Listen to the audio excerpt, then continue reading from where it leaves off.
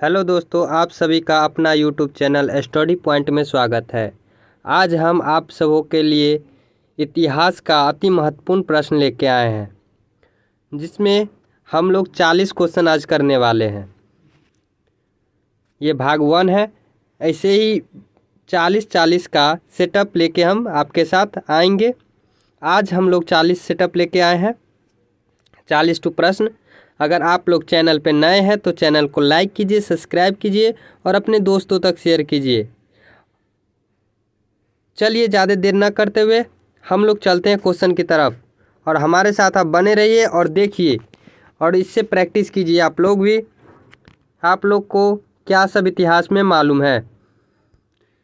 चलिए, सबसे पहला क्वेश्चन कहता है, इतिहास का पिता किसे कहा जाता है।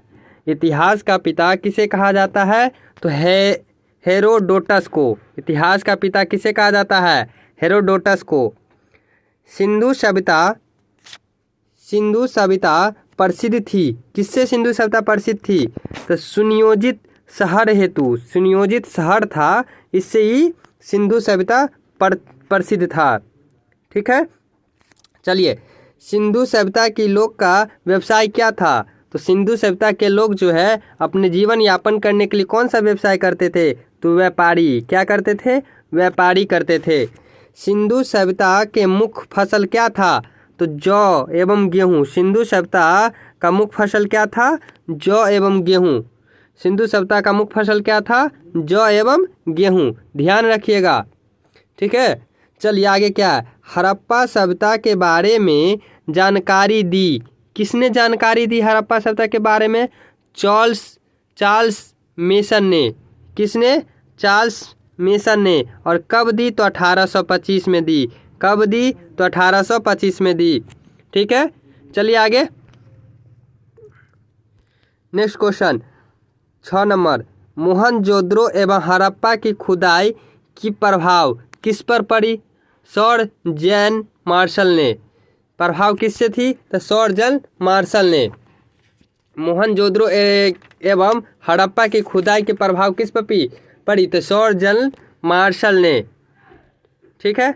आगे, हड़प्पा की सभ्यता थी। कैसी सभ्यता थी हड़प्पा की? कैंस युग की। कैसी सभ्यता थी? कैंस युग की। हड़प्पा की कैसी सभ्यता थी? कैंस युग की। सिंधु सभ्यता की लिपि। सिंधु सभ्यता की लिपि कैसी थी? भाव चित्रनात्मक। भाव चित्रनात्मक। सिंधु सभ्यता की लिपि जो थी भाव चित्रनात्मक। सिर्फ उसको हम देख सकते थे, नहीं उससे पढ़ सकते थे, नहीं लिख सकते थे। ठीक है। चले आगे। मिस्री के राजा कहलाते थे। मिस्री के राजा कौन कहलाते थे? फराओ। मिस्री के राजा के कौन कहलाते थे? फराओ। खरोष्टी लिपि लिखी जाती थी। खरोष्टी लिपि किसे लिखी जाती थी? दाएं से बाएं की ओर। दाएं से बाएं की ओर। जैसे अभी हम लोग लिखते हैं बाएं से दाएं, इधर से हम लोग लिखते हैं। ठीक है। लेकिन वो लिखते थे किधर से? इधर से। ठीक है। अभी जैसे उर्दू में लिखते हैं तो उर्दू में हम क्या चीज़ करते हैं? दाएं से बाएं की तरफ लिखते हैं ना, उसी तरीक़ा से।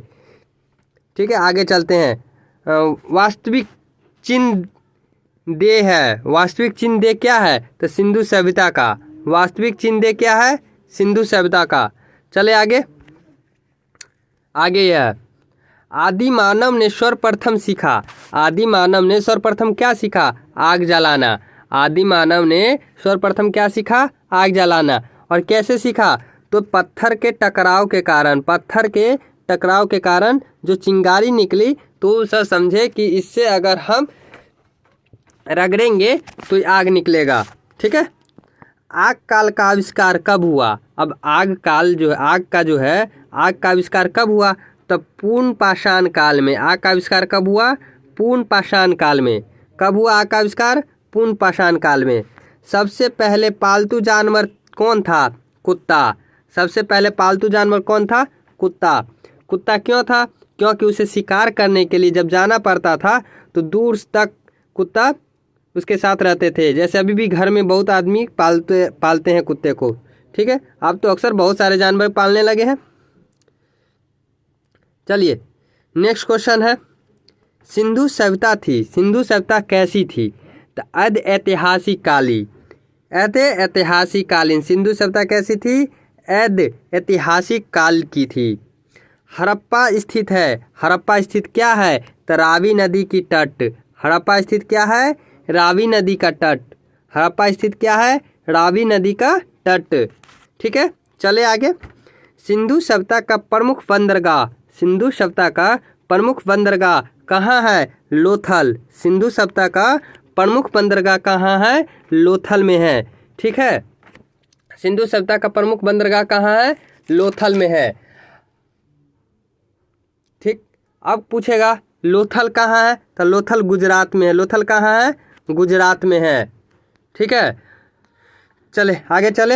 हड़प्पा के लोग अपरिचित थे। हड़प्पा के लोग क्या चीज़ से अपरिचित थे? लोहा से। हड़प्पा के लोग क्या चीज़ से अपरिचित थे? तो लोहा से। चले आगे, नेक्स्ट क्वेश्चन।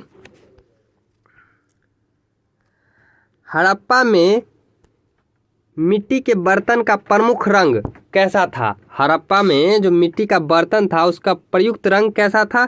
तो लाल। अभी भी जैसे मिट्टी के बर्तन को जो हम पकाते तो लाल टाइप पर आता है, उसी तरीक़ा से वही करा कि हड़प्पा में मिट्टी के बर्तन का जो प्रमुख रंग कैसा था? लाल था। चावल की साक्ष्य कहाँ से मिली? तो लोथल एवं रंगपुर से। चावल का साक्ष्य कहाँ से मिली? लोथल एवं रंगपुर से। चावल की साक्ष्य कहाँ से मिली? लोथल एवं रंगपुर से। अब पूछेगा आपको सिंधु सभ्यता का मान्यता प्राप्त काल कब से कब तक रहा? तो 2500 ईस्वी पूर्व से लेके 1750 ईस्वी पूर्व तक। कब से कब तक रहा?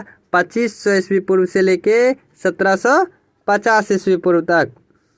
ठीक है, चले आगे, नेक्स्ट क्वेश्चन। अगला क्वेश्चन, मोहनजोदड़ो की खोज किसने की थी? अब मोहनजोदड़ो की खोज जो है किसने की थी? तो रखलदास बनर्जी ने। किसने? रखलदास बनर्जी ने। मोहनजोदड़ो की खोजाई कब हुई? अब मोहनजोदड़ो की जो खोज किसने की? तो रखलदास बनर्जी ने। अब कब हुई? तो 1922 में।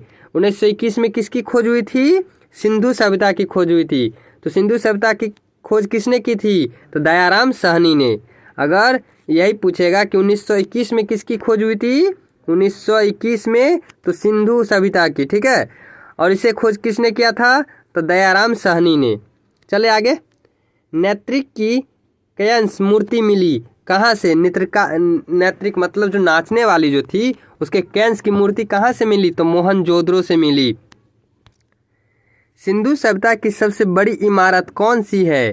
तो सिंधु सभ्यता की सबसे बड़ी इमारत जो है स्नानागार है। कौन सी है? स्नानागार है। और स्नानागार कहाँ है? तो मोहनजोदड़ो में ही है। स्नानागार कहाँ है? तो मोहनजोदड़ो में ही है। ठीक है, कोई पूछेगा सबसे बड़ा इमारत कौन सा है सिंधु सभ्यता का? तो स्नानागार है। और स्नानागार कहाँ है? तो मोहनजोदड़ो में है। ठीक, चले आगे।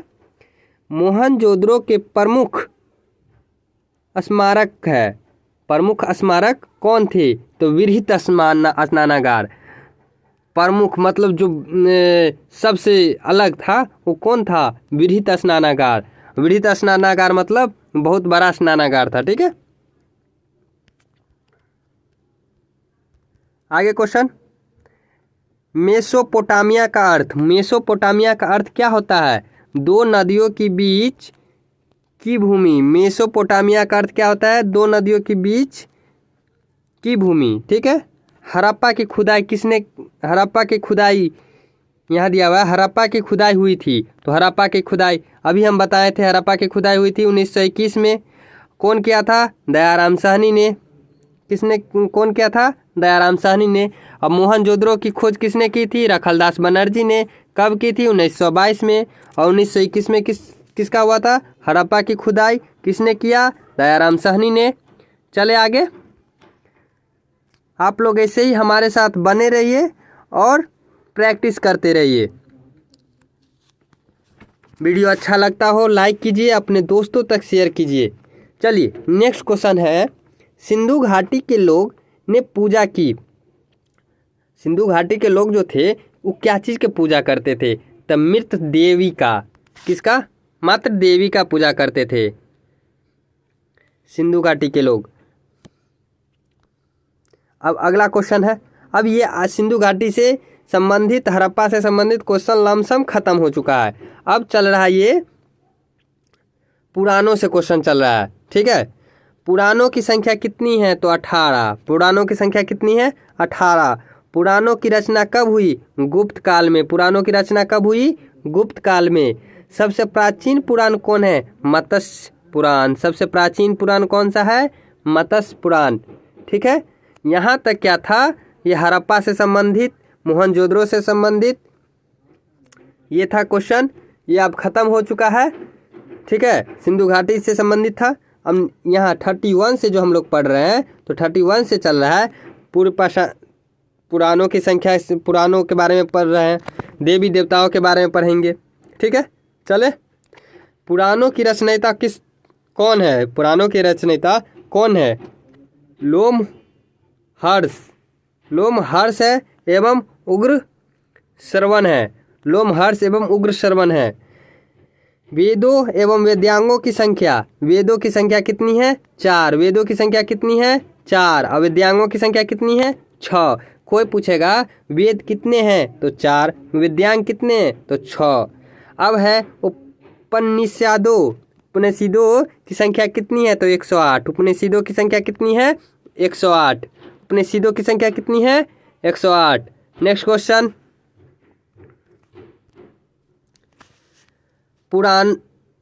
पुराणों का अध्ययन करने वाला प्रथम मुसलमान। पुराणों का अध्ययन जो किया वो प्रथम मुसलमान कौन है? कौन है? अल-बिरूनी। कौन है? अल-बिरूनी। उपनिषदों का विषय वस्तु क्या है? दर्शन। उपनिषदों का विषय वस्तु क्या है? दर्शन। उपनिषदों का विषय वस्तु क्या है? दर्शन। ब्रह्म ग्रंथ संबंधित है। ब्राह्मण ग्रंथ किससे संबंधित है? कर्म कांड से। ब्राह्मण ग्रंथ किससे संबंधित है? कर्म कांड से। सबसे प्राचीन वेद है। सबसे प्राचीन वेद क्या है? ऋग्वेद। सबसे प्राचीन वेद कौन सा है? ऋग्वेद है। सबसे प्राचीन वेद कौन सा है? ऋग्वेद है। ऋग्वेद में सूक्तों की संख्या कितनी है? 1028। ऋग्वेद में सूक्तों की संख्या कितनी है? 1028। ऋग्वेद में सूक्तों की संख्या कितनी है? 1028। ऋग्वेद एवं पद्य वाला वेद कौन सा है? यजुर्वेद। गद्य एवं पद वाला वेद कौन सा है? यजुर्वेद। गद्य एवं पद वाला वेद कौन सा है? तो यजुर्वेद। चलिए अगला क्वेश्चन, शायद आप लास्ट तक है हम लोग, ऐसे ही हमारे साथ बने रहिएगा। चलिए अगला क्वेश्चन है, शपथ ब्राह्मण संबंधित है किससे? तो यजुर्वेद से। अभी तक पढ़े हैं गद्य एवं पद वाला वेद किसे कहते हैं? यजुर्वेद को। और शपथ ब्राह्मण पद किसे कहते हैं? तो यजुर्वेद से। तंत्र मंत्र संग्रहित वेद है। तंत्र मंत्र किस वेद में संग्रहित है? तो अथर्ववेद में है। तंत्र मंत्र किस वेद में संबंधित है? अथर्ववेद में है। चलिए आज के लिए इतना ही। आप लोग ऐसे ही हमारे साथ जुड़े रहिए और प्रैक्टिस करते रहिए। अगर आप लोग नए हैं तो चैनल को लाइक कीजिए, सब्सक्राइब कीजिए और अपने दोस्तों तक शेयर कीजिए, जिससे मैं जो भी वीडियो डालूँ आप तक तुरंत नोटिफिकेशन पहुंच जाए और आप लोग प्रैक्टिस करें। चलिए धन्यवाद।